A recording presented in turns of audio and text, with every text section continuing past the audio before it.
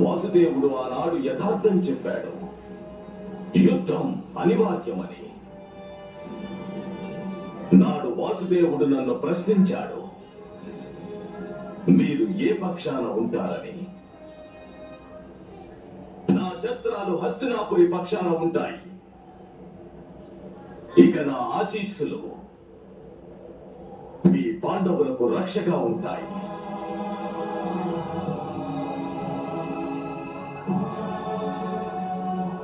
వెళ్ళండి పుత్రులారా, ఆర్యావర్తంలో ఎందరు రాజులు మీ పక్షాన ఉన్నారో వారందరినీ ఏకత్రితం చెయ్యండి.